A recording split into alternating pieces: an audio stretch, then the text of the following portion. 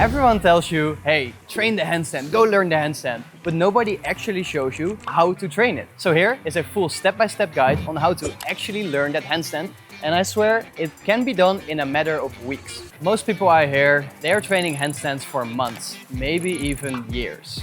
Yet, I learned it in one day, and some of my clients, most of my clients, they get it in 4 weeks. How is that possible? You have to understand that handstand is a skill. A skill means that the more you do it, the better you get at it.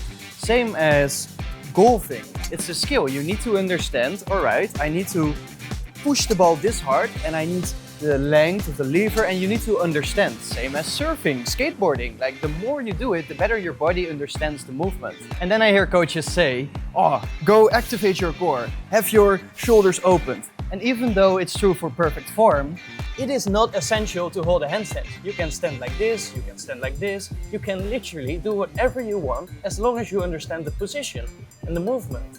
I can go to one arm and hold it. Right, that's maybe a bit far away. That's not something you can learn in a matter of weeks. But you get the point. It is not about your core or standing like this. It's about understanding the movement, and it's coming from the hands.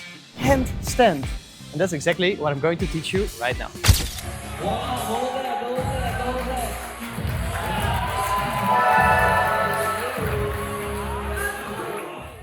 So we first need to understand what actually is balance. And balance is not standing still. There is no perfect balance point. We're humans, we make mistakes, we have a heartbeat, we have blood flowing through our veins. There's so many things happening around us, inside us, that we cannot stand perfectly still. You know those stones that are perfectly stacked on top of each other? In my opinion, that's balance. How can we do that? Well, it's the same as on the feet. If we tend to fall forward, we use the toes to prevent ourselves to fall forward. And if we go backward, we bend the knees in this case. So I fall backwards and I go like this, and I get weight in front. Handstand, exact same. I go like this, I fall forward, I push myself back. You saw that?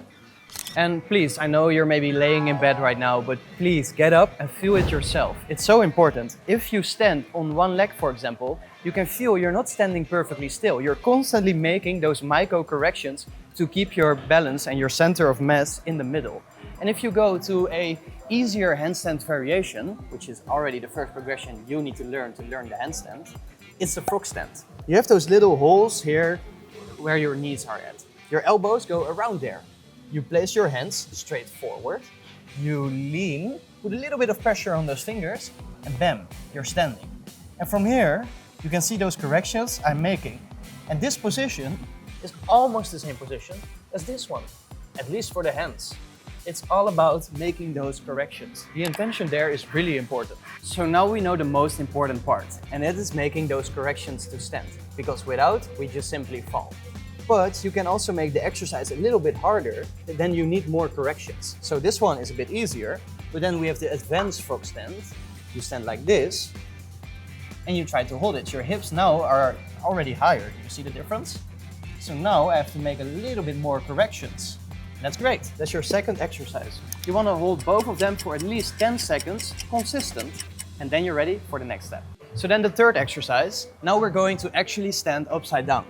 And because kick-ups can be really scary, try this one. You get one leg high up, as high as you can. Then you get the other leg there, and you just try to hold it. Let those shoulders work. Maybe already push out. And as soon as this feels comfortable, all right, straighten out those legs. Maybe you feel amazing and you can even hold the handstand from there, but let's see. Maybe you just want to walk back and work on that line. Nice, feels good. You're working the shoulders, you're feeling those fingers are working, you get out of it. And this is just building the simple strength and also learning how to breathe upside down. And then now my favorite exercise to learn the handstand. This one is a must do. So, first of all, you need to understand the kick-up, which I'm going to make a video about soon. But first, you have that kick-up. All right, you go against the wall. Then you stand like this against the wall. And it doesn't matter if you fly against the wall. It doesn't matter. Just get up and stand against the wall. All right, you're into this position. Then, as soon as you feel comfortable, you get one leg already in the right position, maybe even further back. And what you now can do is the right intention. So what I mean with that, you can now push with your fingers to get your leg away. You see what I'm doing? I'm pushing and my leg goes away. I am not doing this. I'm not pushing myself with the leg. No, it's a handstand, remember? It comes from the fingers. So what I do, I push, wow, and I'm standing. Literally, this is the handstand. And do you remember what I said in the beginning of this video? It's the same as standing on your feet. Look, if I'm falling forward, I contract the toes and I'm pushing myself back. I'm now pushing myself back. All right, how do we do that with the fingers? Same as against the wall. I'm falling forward, so I push myself back. I'm falling forward, so I push myself back. And that's the whole cycle. You want to fall forward and push yourself back. But now we have one more thing. We want to do it without a wall, right? How do we kick up? So how do we kick up? Well, we are generating momentum from the legs, right? I'm doing this. And then what happens? I fall forward or I don't kick up hard enough. How can we control that kick up? Well, that's why we're here, right? So you always kick up with straight legs because when your legs are straight, they're always the same. And sometimes when I see people kick up, they go like this or they go leg. No, just straight, both straight. All right, but that's pretty heavy. How do we get that? Well, that's just doing it, I swear. Just practice it. I'm doing it 100% with technique. Doing a slow kick up like this is not strength. I promise you it's not strength. It is understanding the motion. Okay, but we still have momentum going up. So how do we stop that momentum from letting us fall that way? Fingers. Everything is in those fingers. When we are falling forward, make sure that you look at my fingers. I go like this, I contract the fingers, and I now stop that momentum. And now the balancing starts.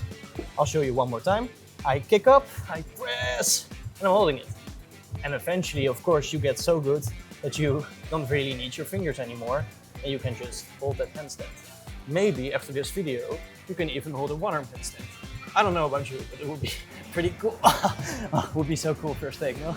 If you have made it this far into the video, I really thank you for watching it. And you know handstand probably better than 90% of people that are actually training for it right now. So congrats for that. I really want to see some progress. In the bio of this video, I have a link.